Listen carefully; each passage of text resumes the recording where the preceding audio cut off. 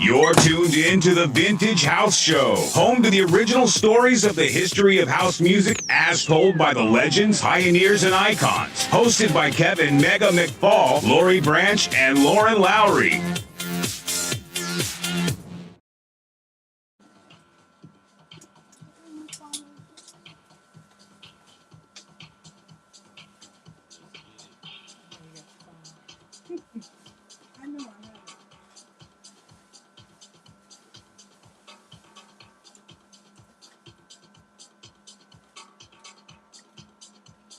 Why don't we just do yours tonight? And I share it later. They don't have to worry about it. You know? Your guests are going to be like, well, I don't know. Did you leave it in the car?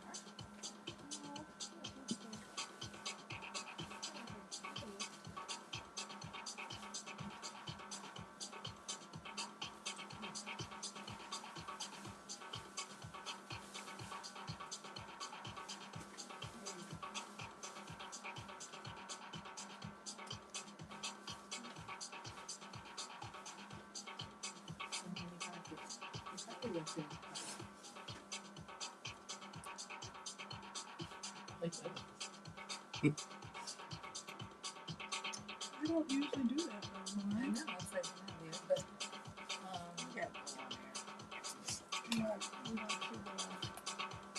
hey everybody, what's up? We're getting started, so sorry for the delay. I'm here with IAMBRANDON, DJ extraordinaire. That I feel honored for you to say.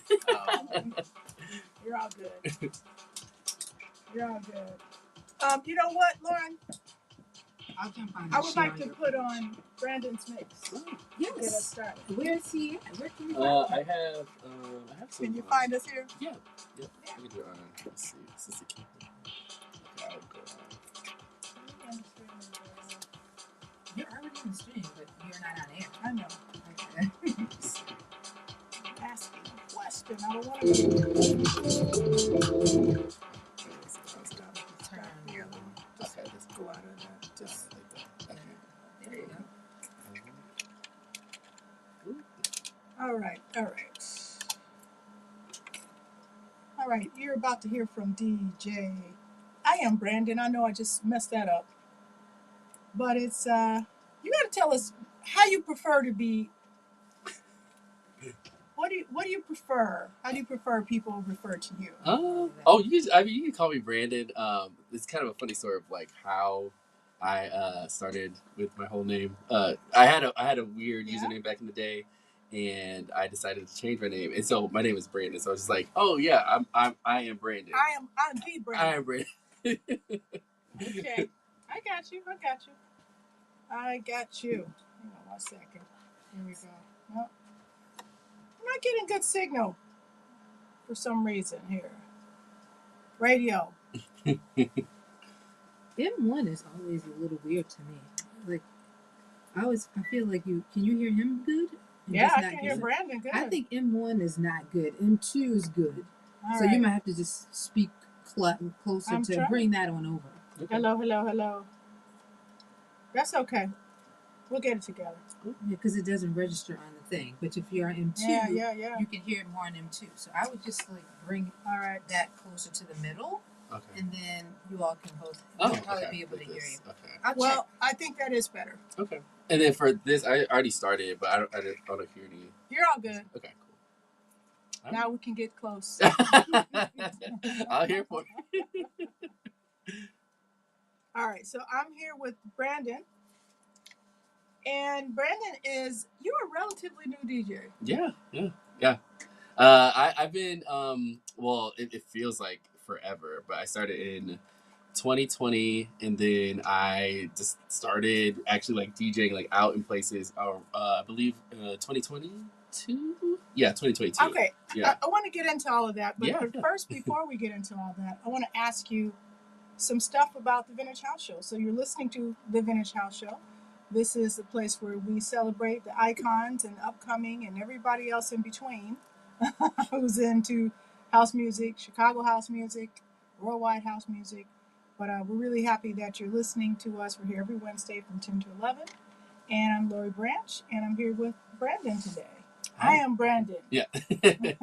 Because he is Brandon. Yeah. So, Brandon, before we get started, are you from Chicago? Yeah. Born and raised in Chicago. Okay. Yep. Whereabouts?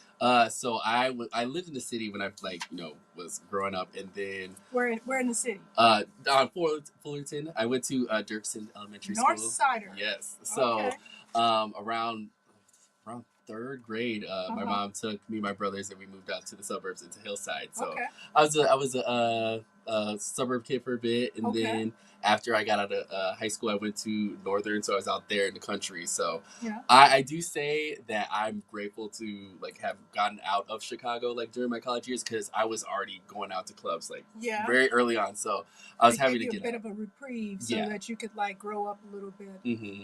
So when you say out in the country, where was that? DeKalb. Oh, on the cornfield. DeKalb is not the country.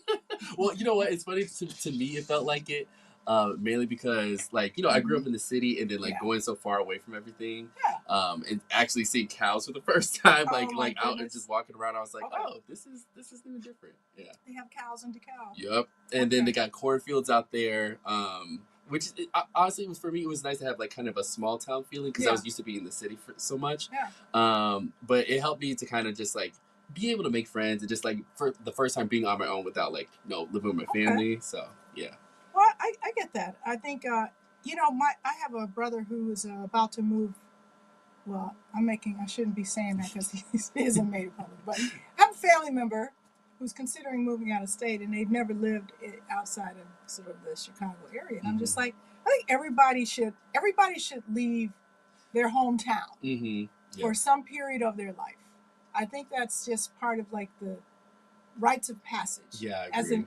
as a human being. Yeah. That you got to travel somewhere. Mm-hmm. So, did you go to college outside of Chicago? Yeah. So, I was out there to Northern. You were in Northern. Yeah, so Northern for 5 years. And then I graduated. Then I moved. Well, I had an option. Yeah. When I graduated, it was basically I was in a relationship at the time. The person I was with, they basically were like, hey, we could move to the city, or if you want to move back with your family, you could. And at that time, I just freshly turned 22, and I was like, you know what? I had all this freedom. I don't want to live back with my family, so let's move downtown to Chicago. So I live right down Michigan, right by Michigan Avenue, right across the street from Navy Pier. Really? It was it was an interesting experience. But that was kind of around the time where I was trying to figure out what I wanted to do with my life, and trying to become a journalist, because I went to school to become a journalist, and everything kind of changed from there. But, so what were you hoping to do as a journalist? Well, I was just always interested in just journalism in general. It started off because I wanted to be a teacher. And then I failed the teaching certification test by 1 point. He's telling the truth. Tell the truth. I failed it by 1 point, and I'm not good with standardized tests. So I was like, I can't sit again for 3 hours to take this test again and spend hundreds of dollars to do it again. Yeah. So I was like, you know what? I'm just gonna change my major. And at the time, I was playing a lot of video games. Okay. And so I wanted to start my own gaming blog to kind of talk about the video games I was playing and things like that, and kind of get it out there. And so I just went on WordPress, created my own website, started talking about video games and reviewing it. And it was my first time kind of being on social media, promoting my brand and website like that. And it connected with people, and people wanted to actually work with me to create content and all that. And I was like, oh, I guess I'm an editor-in-chief now of this website. And so that's how it started from there. Yeah, new career. Yeah. Well, that is cool. I noticed that you sent me this beautiful press package, Oh, and I'm like, wow, it's very polished, and for a new DJ, listen, we've been doing this for 100 years, and most of the DJs I know don't have very polished press kits, and some of it is just I've been doing it for 100 years. I just, I do it where I do it. But I love that you put so much time and energy into it. And it sounds like, so I'm looking at your, Brandon features in his press kit, he has how many followers he has on Instagram and X, thousands and thousands of subscribers and followers. So did that happen before you were DJing? Is that a part of your gaming situation? Yeah. And you were able to leverage that. Yeah. So talk about social media as a sort of a way to like get out there. So that's a great question. So it's funny because when I was in high school, I was big into MySpace, and so I would actually like work with like people who I was in high school with, and I would build out their MySpace pages. And it was funny because my mom was always back in the day. I haven't heard that term in a long time. It dates me a little bit.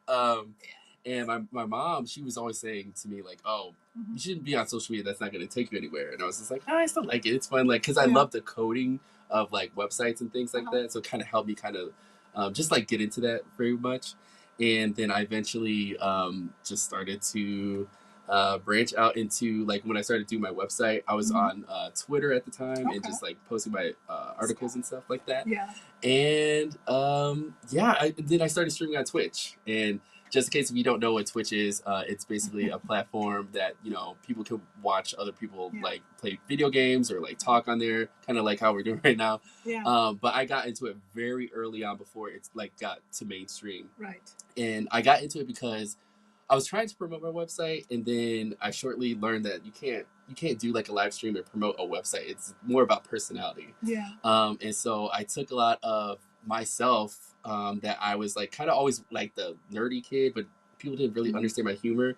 But when I streamed on Twitch, I started to meet people who liked. You found your community. My community, yeah. I mean, that's the one positive thing about I think social media is that you can find a community. Now, my question for you is that a real community? Yeah. It sounds crazy, but like I was able to like which is I'm sure there's some people who are probably out there who still watch me that I like people who watch me consistently, and when I started streaming on Twitch, I learned that I could actually like make it into a career. So I worked really hard to try to get partnered on Twitch. That's like they're like, you know, you start off as a streamer, then if you become a partner, you can start making money from them. Yeah. And, you know, I had like a great support system of people who loved what I was doing. They thought it was funny, which was, you know, I think I'm a little funny, but they loved it. And we were able to do a lot of stuff just with the platform that I was able to have, like raise money for charity. And actually, I started to learn how to DJ on Twitch back in 2020. So that's great. Yeah, that's wonderful. I think. Tell me about DJing on Twitch. So you started DJing like to an audience. Yeah, and I couldn't see any of them. Well, you know, I think there's some value to that. I mean, it's sort of like a basement. We used to call them basement DJs, where you were playing for yourself or your friends, and until you got in front of an audience. Talk about that. Like, so that 2020 is in a DJ's life.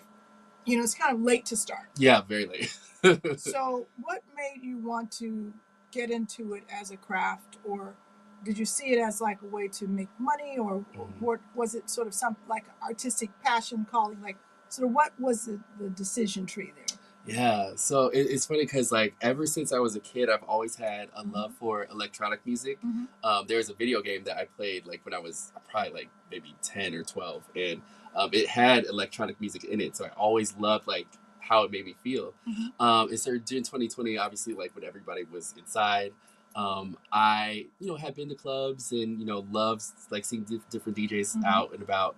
And I was like, I kind of want a hobby that I can learn because I feel like, you know, I do all the streaming stuff. Let me try to learn something. Right. So I decided to buy a controller, and I had a library of just music I just was collecting for about 2 years. I just like loved the song I wanted to, you know, if I ever DJ'd, I would play from this library. Yes. And so I figured out how to, you know, set up the controller onto my PC to stream on Twitch. And I was like, hey y'all, I'm gonna try to DJ on Twitch. If you like it, cool. If you don't, you know, I understand. And people were come in. Yeah, they responded to it because I was playing a lot of house music. And it was a lot of people's first time hearing it because, like, when you stream on Twitch, it's a lot of people from all over the world. Yes. So it was a really great experience to see, like, people in the chat be like, "Oh, I love this song," or like, "Oh, you have this song." And then other DJs who were like in during that time during quarantine, they would come in and be like, "Oh, you're from Chicago? Like, I hear about all this stuff." I was like, "Oh, I am from I love this. Yeah. So he created an audience. I'm talking to people back here. I am DJ Mega. What's up, Mega? Thanks for tuning in. So you had an audience that you sort of brought along with you on your DJ journey. Yeah. That makes total sense to me. It's really like smart. Yeah. Smart way to make that transition. So you were doing it in your home for a Twitch audience. Yeah. They were appreciating what you were doing. When did you make that leap to go to a club? Oh, it was funny because I had a friend, his name is Alex, and we were hanging out one day during the summer. This is like, I think it was like 2021, and I had made a joke to him, and I was like, "Oh, you should book me to DJ," because he used to book parties at Cerise, which is Cerise. But I was like, "Oh, you should book me to DJ." He's like, "Oh yeah, you want to DJ?" I was like, "Sure," and he's like, "Okay, I'm gonna book you in September," and he gave me the date, and I was like, "Oh." I was kind of joking, but I guess I really had to do this in front of people. So I spent like the month that like I knew that I was coming up practicing on Twitch.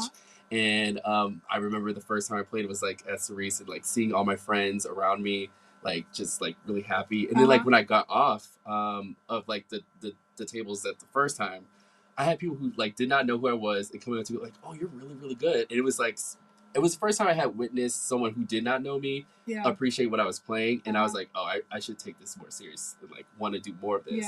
So after that, I decided to buy the really big decks of Pioneers. And I'm like, okay, I got to learn how to really do this. And then from there, I was like, I got booked every month since like that day. That's amazing. So I have that is, so you know what I mean, what I love about that story is that there are people who really want to do this and they feel like it's too late and I should have started earlier. And you're such a good example of like it's not too late. I mean you're still relatively young, and I say that because a lot of people start when they're teenagers. Like we were all like 15, 16, and even now kids start so young. But I love it. And how do you see it? Like, how do you categorize it in your life? What does it mean to you? I for me, it's like I love the passion I feel. I love seeing people's reactions to the different tracks I play. I know for a fact, like I don't DJ to be cool. I do it because I'm passionate about it. I love the history of like house music, DJing in general. And that's one thing I made sure, like when I first started to learn how to DJ, is to look into the history of everything and just know what I'm talking about, because I feel like as a DJ, you need to know, like, you know, the pioneers who came before you so you can understand it. Because, and that's why I give respect to like all the DJs who, that's why I'm also kind of like very appreciative of being here, because I'm like, you know, legends. But I always felt like it was important to know my stuff when it came to that, because I wanted to make sure that if I'm going to DJ, I want to take it seriously. And this is not like, oh, I'm just playing around so I can like be cool. No, it was like very passionate. I feel you. So big shout out. Hey, Kevin Abdullah, we need you back in Chicago. What's up, Lisa Calloway? I love to see you here in this spot. Lisa be making the rounds, boy. She gets around. She's like my favorite person to see now. I'm like, okay, it's a party. Lisa's here. Successful Twan is on IG. Oh, hey, what's up, Twan? What's up, Twan? So we're here. This is I Am Brandon. Brandon is relatively new to the game. Been doing it for 5 years. So you started during the pandemic. Yeah. And you still had a crowd. What month was it when you started playing? It was always during the summer, because I remember it was hot outside. So you were outside. We were outside. I mean, because that was a crazy year. I mean, 2000 was the year that VD Girl, and Darlene started the Good Girls. That was the year we started, and we had our first party at the club on Grand. What's the name of it? I'm sorry, I'm blanking on it.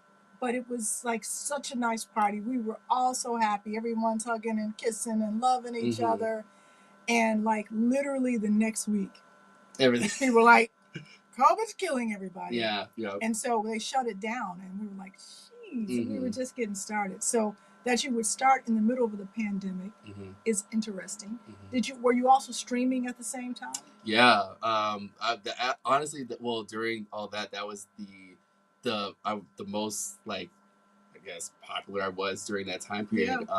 Because, you know, Black Lives Matter was out more in the public eye, and so more people on Twitch were trying to support Black creators and Black streamers on Twitch, and so I've been doing it for a long time, and Twitch, like I definitely have like I had opened up the doors for a lot of things on Twitch. Wow. And it was really, it was amazing to see like all the hard work I had put in for years on Twitch, and then wanting to kind of maneuver that into DJing it was a great transition between the two, because I've had so much experience like being a content creator, being a streamer. So when I was able to start DJing, it was like starting over. Yes. But I was happy to do that because I wanted to be able to basically I wanted to start from the bottom. Yes. I didn't want to use like, oh, you're a streamer, you have this notoriety, like let's put you higher. It's like, no, let me start from the bottom and like work my way up. And well, you did it pretty quickly. Yeah. I mean that's something that most people think. Hey, what's up, Antonio? Thanks for tuning in. Most people, their ascent is not that rapid, and so I think you had a bit of a running start. Yeah.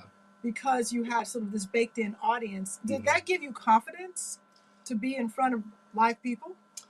Oh yeah, like you know what, and I can definitely say it was my first time performing in front of people, and I love the rush of that, and especially from the first time I DJ'd in front of people, I was like, I wanted to chase that, be like, oh yeah, I want to. It's a bit of a high. Yeah, I think that you wonder why people never stop. It really is its own sort of drug, and DJs out there can appreciate what I'm saying. Is that especially if you have a moment where everybody's just sort of on the same wavelength, the same energy, that rhythm gets to you, and you feel like you have helped to create that space. It's very egomaniacal high. You just feel like, I did that. I think honestly that's why I start like it felt better starting off later in my life, because I went through all those times in my 20s of like being wild and like doing all that, but like now since I'm older, it's like I'm focused on, okay, I'm DJing, this is work, I got to make sure I'm just like being prepared, making sure everything works right. That's why every time I have a gig, I try to make sure that I say hi to the staff, make sure everybody's like have a good time. Yeah, so that's a really interesting thing, just to think about like what it means to start being a house music DJ when you're 17 versus 37. Yeah. Like it's a big difference in sort of how you approach life, because at 17, 18, you're part of the party. You're just like there to have fun. Yeah. And as a teenager, it was you're not thinking about making history. You're like, like, is enough people paying at the door? Yeah. And you know what's funny is back then, it wasn't about the DJ.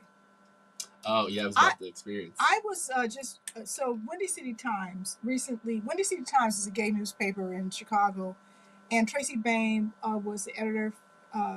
Sort of managed that whole thing for many, many years, and she recently she's done a lot of great things, but she recently like released like the digital copies of like all the Windy City Times and Black Lines and In La Vida. These were newspapers that were sort of offshoots, of that paper. And so this was like the main gay magazine in Chicago for long time. It still is, but I bought one, sort of the catalog. Yeah. And I was looking back at all these parties that were advertised, and I swear, you never saw the name of the DJ. Like, I mean, these were big parties. Like, I used to do these huge parties at South Shore Cultural Center, and like for the Women's Day Dance and LCCP and some of these organizations. And very rarely, I mean, I saw the flyer. I was like, I was the DJ there. And you know what it said? DJ.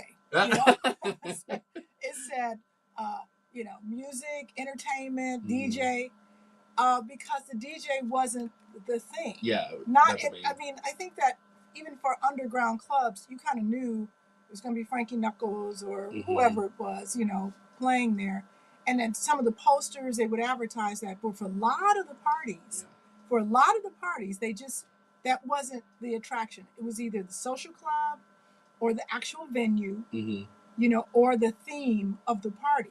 And the DJ was just like the bartender. Yeah, it was like the DJ was like staff, and so things have changed a lot since then. Yeah, and that's so interesting, because like I know that conversation has come up about like back in the day where it's like the DJ was not meant to be seen, which I respect that. I would be okay with if I wasn't being seen most of the time. Like I can sit in the back.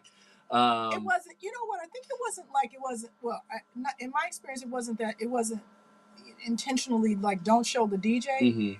They just didn't go out of their way to make it easy. Yeah. And so the DJ would be up, in a booth somewhere in the sky, and so like ain't nobody asking for requests because you can't access them. Which I've I would love that. when we were at Red Dog, you know, it was like we were all the way up there and everybody was all the way down here, and many other clubs, or like in the back of the room, you know, sometimes even in a different room. Yeah. Like that was weird. Like I used to do, it was this club I did on the South Side that with the DJ was in a different room. And so I'm like, I hope they like it. I hope they like what I like what I'm playing, you know. So I don't know. It's an interesting contrast. Yeah. I'll just say from back then to now. So you have a few other things that you talk about, and one of them is being a part of the LGBTQ community. Yeah. So when you think about house music, it's a constant, you know, discussion that we're having about sort of the gay presence in house music. How do you understand that, especially as a newer DJ, but the history of sort of the gay presence in house music? And that's the only way I'm going to put it. I want to see what he says. Yeah. For me, Yes. I honestly, house music changed and saved my life. I have always said that. And I remember the first time I really like understood what it was. I was at Smart Bar. Yeah. I was like 20, I think 22. It was at Queen, but the first time I went to Queen. Queen is on Sunday nights at Smart Bar. If you haven't been, I would highly recommend it. Yeah. And I was there, and I just remember I was there with a friend who told me about it, who unfortunately passed away. But that's why that's another. Sorry. Thank you. That's another reason why I feel like I'm so passionate about it. And just being around all that energy, it just like everybody just dancing on the dance floor. It wasn't about I'm trying to meet somebody. It's just like about the music. And I remember when I left, I was just like, oh, I love that feeling. I want to get that back. And I didn't go to Smart Bar for maybe 5 or 6 years until I moved back like in Lakeview.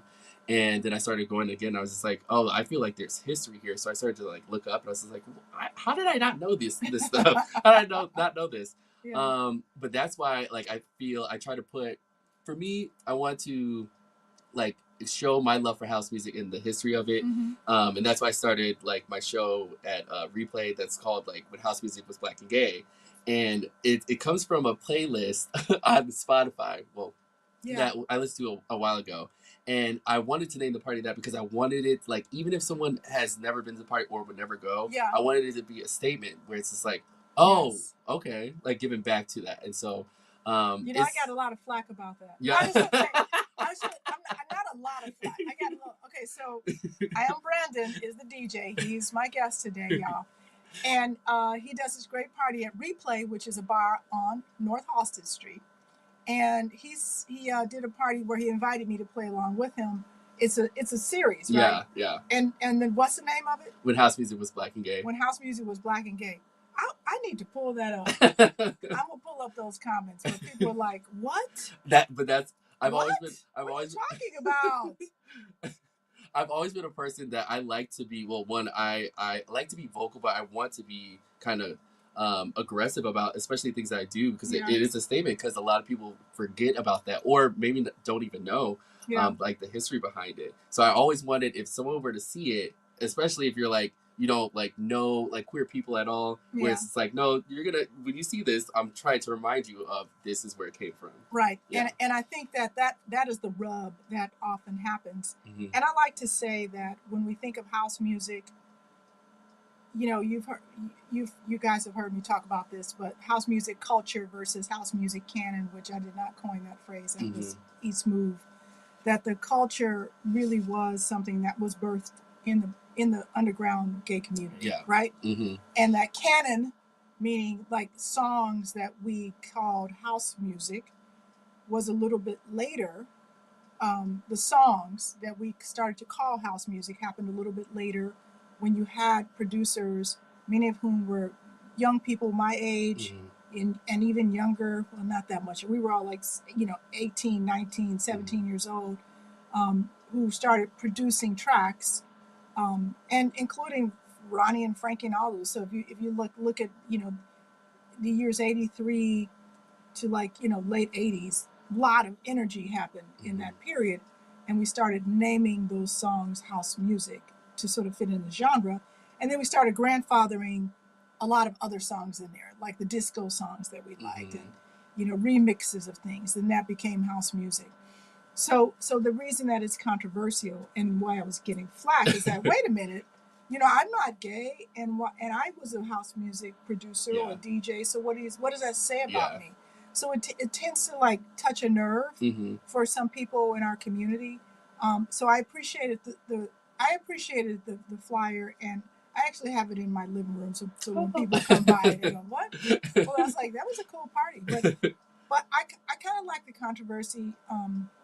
You know, not just for controversy's sake, but to Mm-hmm. really to do what you said is to Yeah. sort of unpack, you know, the history around like what does that mean exactly? Mm-hmm. Yeah, Like and who are you talking about? exactly, and I wanted it to be a statement because like for people who may not know, I want them to go and look it up and like check in like in Google, check that out. Yeah. Like just like how when I started like DJing and I was looking into the history, I feel like it's everybody's responsibility. Well, not everybody's responsibility, Yes. but if you want to learn like the real lore about house music, if that's going to be a statement Yes. that gets you excited to learn more about it, I did my job. So. Right, and yeah, just start Googling. Hey, Yeah. Eric Cummings, thanks for hanging out with us. Yeah, so I do think that is possible that you can start a conversation, even if you know you're pushing the envelope a little bit, like to let people ask that question. Yeah. And for me, it just means a lot. You know, we just had World AIDS Day. That just happened this week. Was it this week? Yeah. Yeah, Monday. Jeepers, time is going so fast. So December 1st is World AIDS Day. Our wonderful administration, our national administration, did not choose to acknowledge it, but everybody I know did, because so many of us lived through that period. So many of us are living through that period where we lost so many people to HIV. And so the day, World AIDS Day, December 1st, is really to do a few things. It's to commemorate the losses, but it's also to sort of recognize the perseverance, you know, the people who were warriors in the fight, who tried to help find cures and vaccines, and who are still doing that work, life-saving medication, and the people who may not, you know, want to talk about it very much, but it's a part of their life, and it's a big deal, and to let those folks know that we're all in this together. Everybody's been touched by it in some way. And the reason I even bring that up is because when I talk about house music, and I think about all the people that we lost in the mid 80s who I was hanging out with at the warehouse, and at the music box and the power plant, you know, those early clubs, who are no longer here, and who were all a part of this community, and not just the dancers and hanging out, but who were making music, who were singers, and burgeoning producers, and folks who were just getting started. Think about like folks like Robert Ford. Have you ever heard of him? So as a matter of fact, I think I just heard that Thing magazine is going to be, there's a compendium coming out somewhere. My wife was reading. I was like, wait, where's that happening? Anyway, he was a publisher of Think Inc. and Thing magazine. And he actually came over to my house when, you know, I had turntables in my bedroom. And he was like, show me how to DJ. And I think I was like maybe 20 years old or so. And I was teaching him how to DJ, and he really wanted to get into the music. He wanted to DJ, he wanted to produce. He was a very ambitious guy. And just to think what would have happened if somebody like Robert Ford had survived long enough to take advantage of these life-saving medications and sort of all that. So my heart breaks when I think about the people that I lost. But I also think it's important for those people who did not have to experience that, who maybe were not part of that community, and who like to lay claim to house music because they should, because they produced and did all kinds of things. You know, just to acknowledge there were people who should have been there. You know, there were a lot of people, especially gay men, who should have been there if it wasn't for that disease that took them out prematurely. And like for me, like, you know, my uncle died of AIDS, like late 90s. So I take really like pride of trying to just showcase the history of just like all the people we have lost, and how, you know, house music has really helped a lot of people through difficult times, but just reminding people about the history of it, because like, you know, with different generations, there's so many people who don't know that this happened in the 80s and was continuing to still happen. It was, you know, it was a sort of a sad time when we think about like Chicago house music in the 80s. Like there were these different little eras. So you had the beginning you know, where it was new and fresh and sort of the pre-house music, you know, music box warehouse stuff, and then sort of the explosion, the Hot Mix 5, and you know, places like the Playground, and you know, where you really had like the Jessies and Chips and Vince Lawrence, and you know, I can go on, Joe Smooth, all those great artists, you know, who were just starting to make a name for themselves. And simultaneously, you had this sort of slow devastation that was happening in part of the community. And it rarely gets sort of acknowledged, sort of juxtaposed, that these things were happening at the same time. Yeah. You know, at the same time. And it was really, it was crazy. And there was a time where I just stopped DJing. I mean, I was in college and I couldn't be a successful club kid DJ and college student. Something had to give. So I stopped DJing and I started, you know, trying to do sound engineering and stuff it was like for 4 years or so.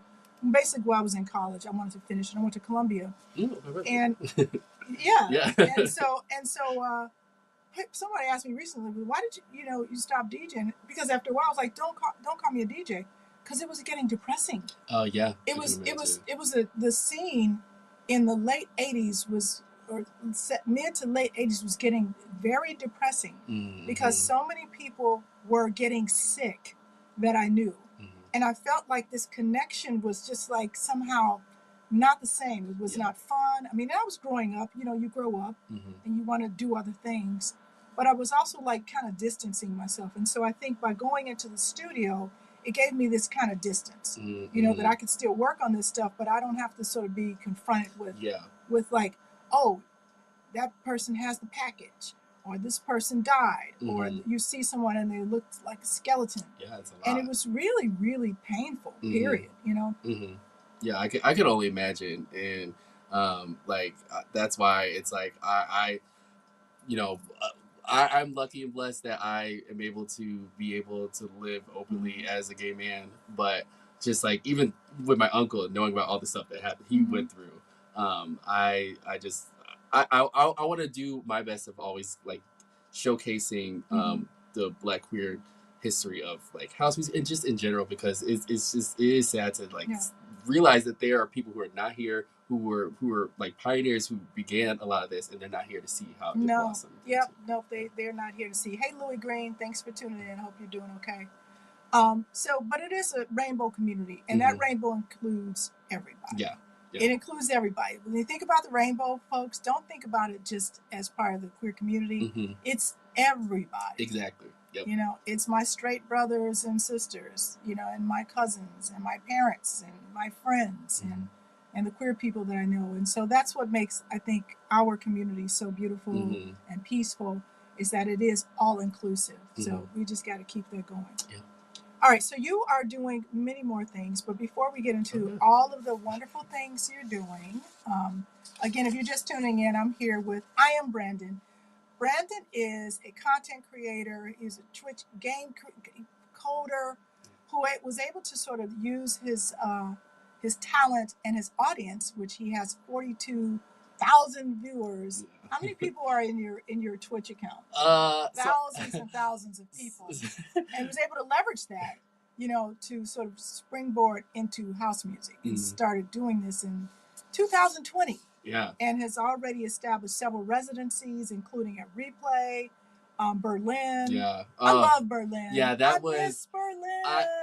And that's one thing I really do. I will say throughout my entire like DJ history, I was blessed to be able to be like a resident there for the last 2 years before they closed. That's amazing. And just like, it used to be my home bar, and so when it closed, it was just like, I felt like, where am I gonna go? Oh my God. And so, but it was motivation for me to be like, you know what, I can't depend my DJ career on one venue. I got to make sure I'm just out there promoting myself and trying to get out there. But I love Berlin. It's always sad to talk about because it's still sitting there. But I know it's still there. They there. haven't done anything with it. If you've never been to Berlin, you did miss a party.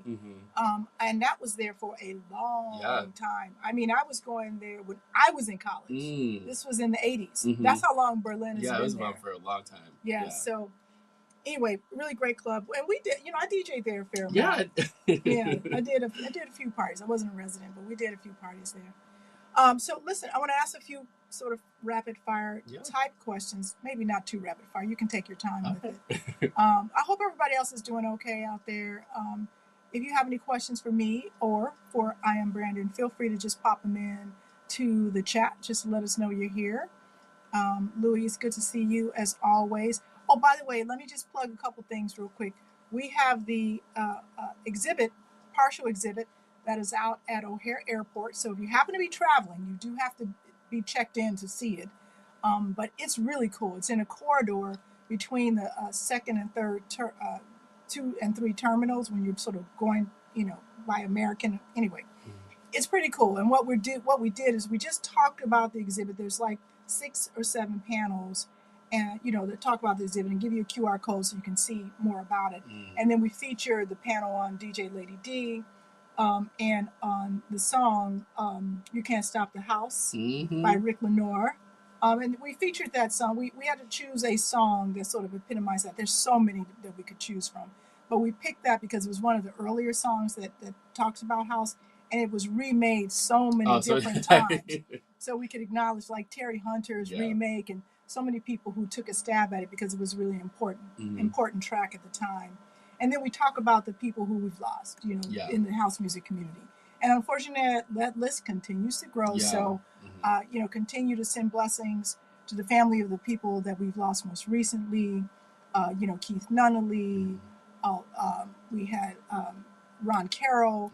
So many folks most recently. So I just, we continue, Harry, my blessings to your family. So love each other. Let's keep each other alive as we move into 2026. Yes. We have work to do. Okay, house music people, and keep dancing and moving. Yes. All right, so Brandon, what's keeping you up at night? Oh, keep me up at night. And what's keeping y'all up at night?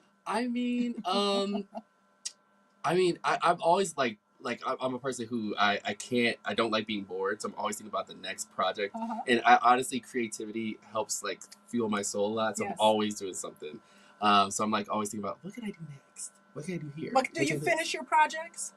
Most of the time, yeah. Like I have a lot of ideas, and like I'll think about it and I like try to write them down. But most of the ideas that like I really want to tackle, I've been pretty successful. You're pretty good. Yeah. I guess you would be successful with as many followers. Hey, you guys out there, tell me what's keeping you up at night, especially with this administration. Oh yeah. Because there's some crazy stuff. I'll tell you what's keeping me up at night. Unfinished projects. Oh.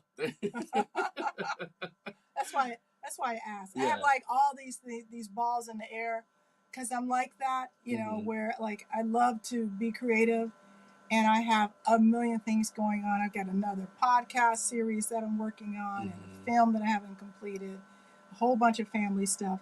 So I know that we all have a lot going on. So think about what's keeping you up at night and what recommendations do you have to get good sleep? Oof. I'm still trying to learn that myself. Because I'm a night owl and like I can sleep. I could get like maybe 4 or 5 hours of sleep. But it's just because I'm so used to being out, like if I'm at a club or whatever, DJing. But I don't know. I just like being up late, and then I work like early in the morning, so I'm so used to just being like, okay, 8 o'clock. All right, gotta get up to work. But I've always been like that. Okay, that's good. That's good. Health in the house music community. How many DJs don't have an exit plan? That's a good one.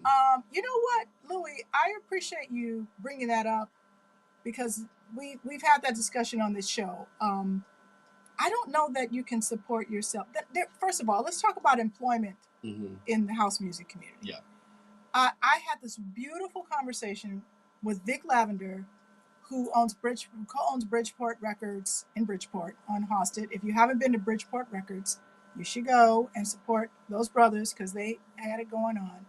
And he said one of the reasons that he loved, doing this record store is that he had a job in the business. And I found that phrase really interesting because it's difficult. I mean, most DJs, unless you are like one of these multi-million-dollar showcase DJs, which are very few, there's probably hundreds of thousands of DJs, and there might be 100 on that list. Yeah. You have a better chance of getting an MBA. Yeah, that's true. That's very true. You know, it's a hustle. You know, it's a hustle. So you can make some money, and some do better than others, but you have to do other things in order to support that. But you were saying, yeah, that's funny because like when I started to stream on Twitch, I wanted to. I knew I didn't want to be doing it full time because one, it's not sustainable.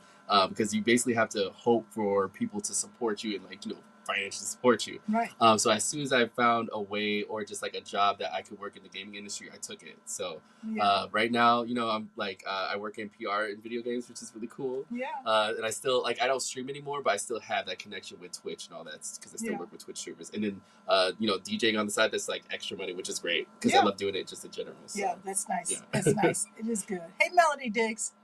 New adventures in music. Is that what's keeping you up, Melody? We miss you. I haven't seen you out in a while. So you need to come out. All right. So what's making you happy? I feel, what is making me happy is that I finally got to like retire from Twitch on my own terms. But I feel like I'm at the place that like 10 years ago when I started, I'm exactly where I wanted to be. I'm happy in like everything in life, and despite everything that's going on in the world, I have a great job which I love. I love doing what I'm doing, and I've always, I guess, like since I was younger, I was always meant to feel like I wasn't worth like having things that I have now. Yes. And so it's just really cool to see like all the hard work I put in for the last 10 years, and I'm like using content that I've like have for 10 years and still using it now, and it's still relevant even now. So I get to sit back and I'm like, okay, let me just like put some videos together that I did 10 years ago. And I look the same. Some of these videos I look like it like the same way. You're a baby. Yeah. You got a baby face. What else is making you happy? Certain people. Well, but yeah. But boyfriend.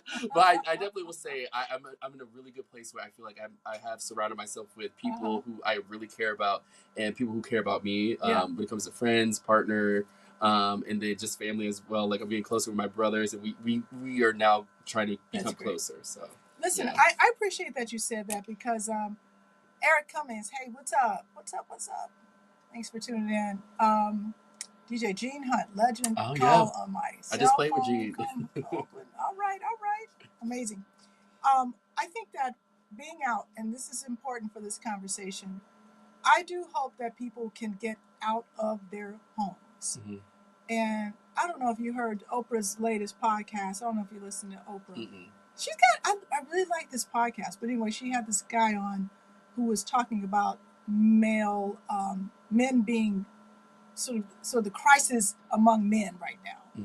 Higher rates of suicide, higher rates of depression.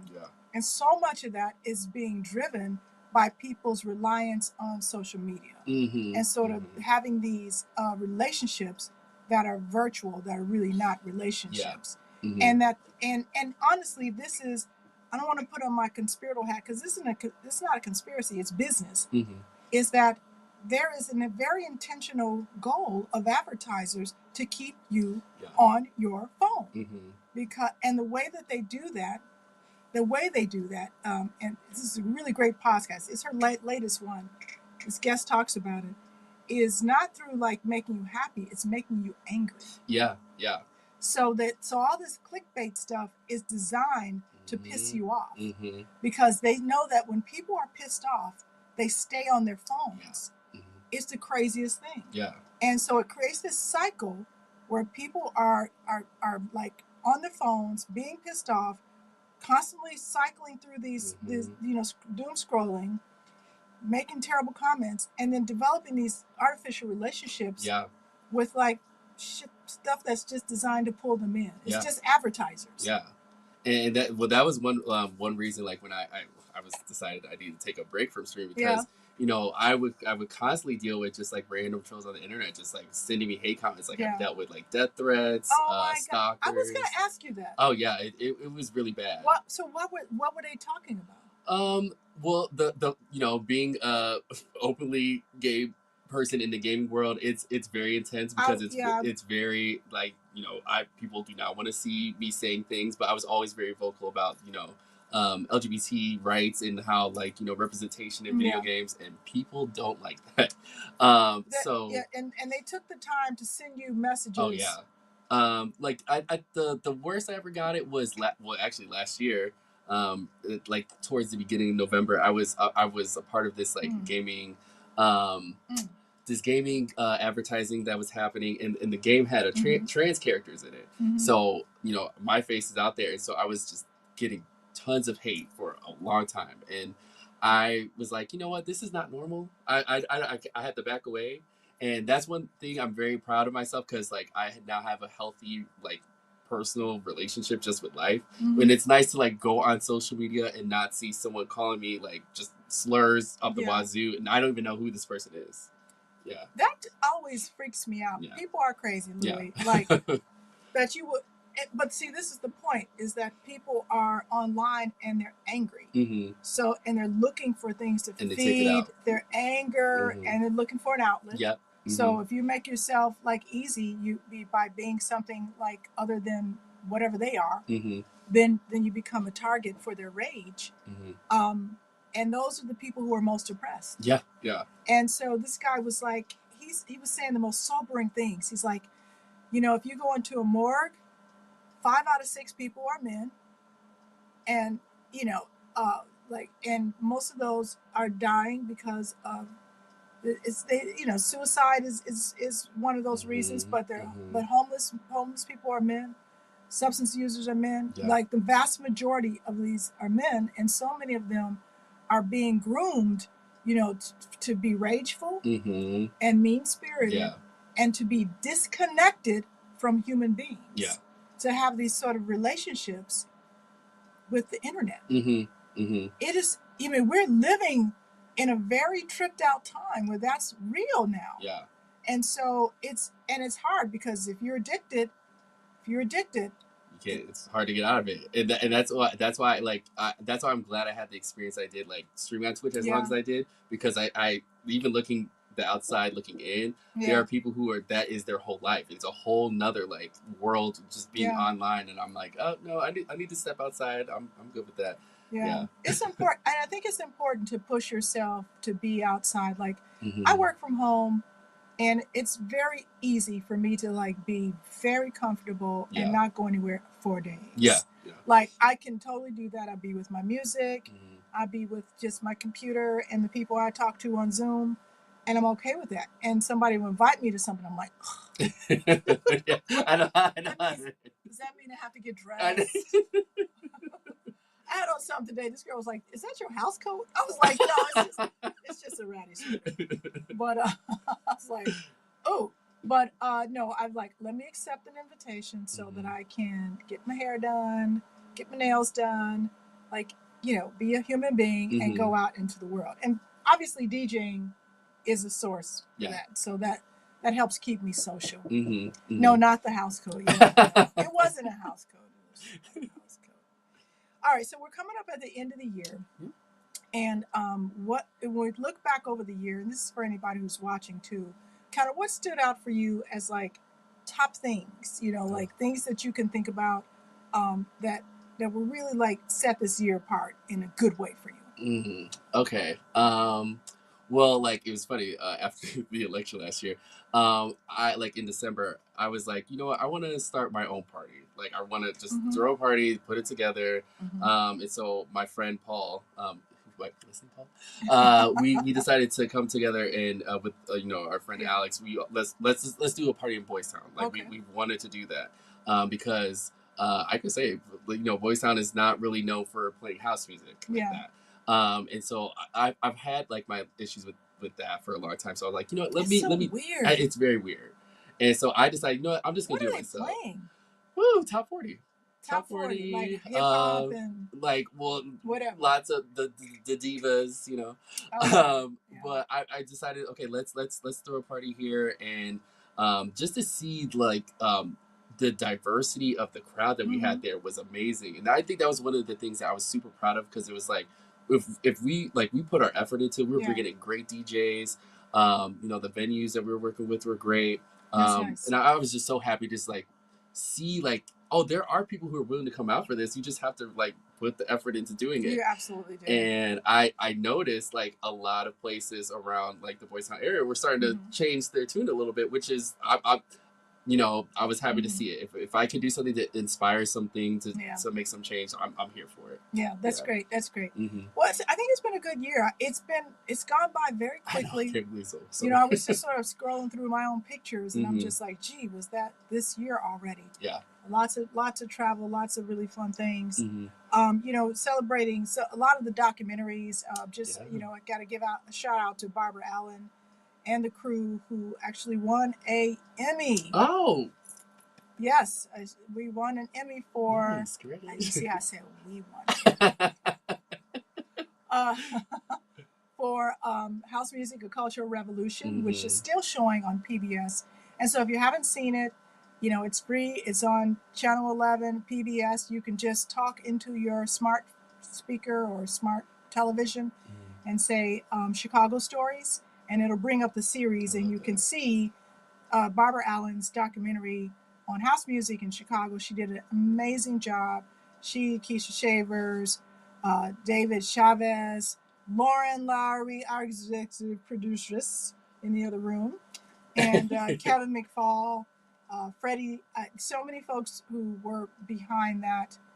Louis, thank you. I'm glad you were able to watch it. And it's still there. Like, people were calling me like last week, like, hey, you're on Channel 11. I'm like, it's the documentary. It came out last November, but they're getting a lot of mileage out of it. And since it won the Emmy, I think they've been, you know, sort of replaying it. So if you haven't seen it, I hope you can check it out. House Music: Cultural Revolution on PBS, Channel 11, WTTW. You can also see it online. If you just sort of Google it, you can see the video online. I also want to give a quick shout out to Vince Lawrence, Elegance Bratton, Chester Argonell, who actually created those two, directed and produced Vince's story about house music, and it's about Chicago house music too, called Move Your Body, and that has done so well. It's been on, I think they've done 100, you know, film festivals. Hopefully it'll be coming near you somewhere. But a lot of I just really loved the amount of film, video, music that's come out this year. I mean, I can't begin to name all the tracks. I mean, just like some amazing stuff. Really just like, you know, I could go on. A lot of our local producers. Terry Hunter had his big show. So that was amazing just to see that pulled off, and I know he's going to do it again. You know, Shows a Few. So many good things. Oh yeah, so I went to my very first Shows a Few picnic this year. It was amazing. That was your first one? My first one, yeah. Cool. I loved it. I definitely will be back every year. Yeah, good. Well, you know, it's totally worth it. But I know there's a lot of upsides, a lot of downsides, but overall I think we've come out okay in spite of the craziness that's happening in Washington, D.C. So just, I like to be like Jesse Jackson, who we're keeping in our prayers. Keep hope alive, people. Keep hope alive. We need it. So what else? Anything you want to plug or talk about that's coming up for you? Oh, yeah. Well, tomorrow I will be doing my first. I will be at Replay in Lakeview. I'm there every first and third Thursday of the month, so I'll be playing there tomorrow. Okay. And then this coming Friday, I'll be playing at Celeste for my first time. Celeste, so I'm very, very excited. That's a fun party. Yeah, I'm excited. So I'll be closing out. You can play whatever you want. I know. I already prepared. It's nice. And then I got a few gigs coming up at the end of the year, and then hopefully I'm working on some stuff. Hopefully at the beginning of next year, for some new parties I'm working on. That sounds great. Yeah. That sounds great. I'll be putting some stuff out there, but I got a few things at the end. Good Girls is going to be doing some stuff, and I'll be at Navy Pier again for the Winter Wonderland and doing a New Year's Eve party this year. Okay. You doing any New Year's Eve parties? No, I was supposed to last year, but I'm going to stay in. But I am playing New Year's Day. So Sweet. I'll be playing New Year's Day. Okay. Yeah.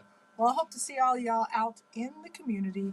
Why don't we bring back DJ I Am Brandon Mix to take us on out of here. All right. And while you do that, I just want to say thank you for being here.